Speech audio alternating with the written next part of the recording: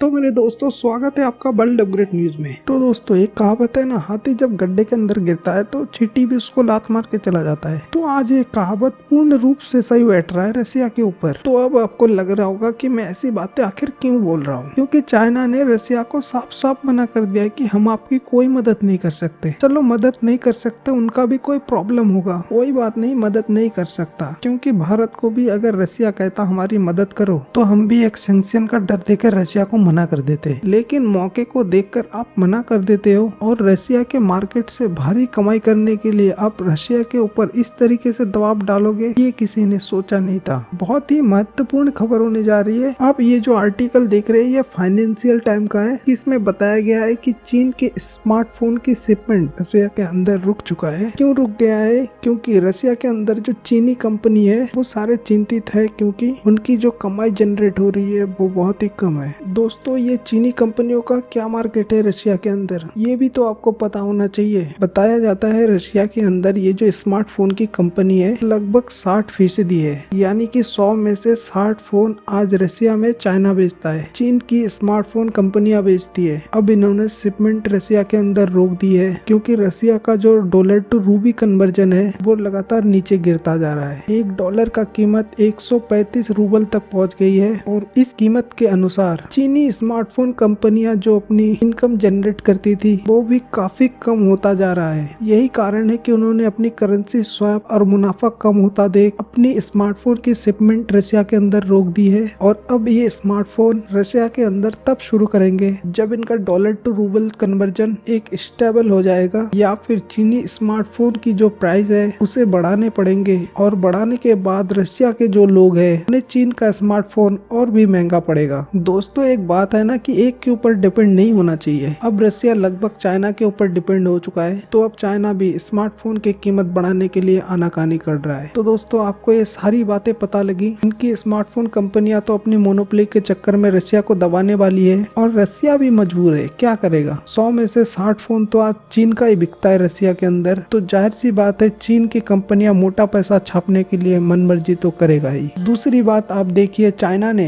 Aircraft के parts देने के लिए मना कर दिया है रशिया को। अब ये सप्लाई रुकने वाली है, तो रशिया को ये सप्लाई कौन देगा? मिडिल ईस्ट के जो उनके दोस्त लोग हैं वो दे सकते हैं, तुर्की दे सकता है, या फिर भारत दे सकता है। हालांकि भारत देगा कि नहीं देगा, जाहिर सी बात है अमेरिका और यूरोपीय देश वालों ने नजरें गाड़ कर बैठी है। जो भी देश रशिया को मदद करेगा और उस कड़ी में उसके ऊपर भी सैंक्शन लग सकते हैं। तो दोस्तों, चाइना ने मना क्यों कर दिया है? चाइना भी तो वो पार्ट्स दे सकता था, क्योंकि उसे भी डर है जो सैंक्शन रशिया के ऊपर लगाए कहीं वो उसके ऊपर ना लगा दिया जाए। तो दोस्तों, आपको क्या लगता है, चाइना को ऐसे समय में रसिया के साथ ऐसा बर्ताव करना सही है? आप हमें कमेंट में जरूर बताएं। दोस्तों, आपको हमारे साथ जुड़ने के लिए तहे दिल से धन्यवाद।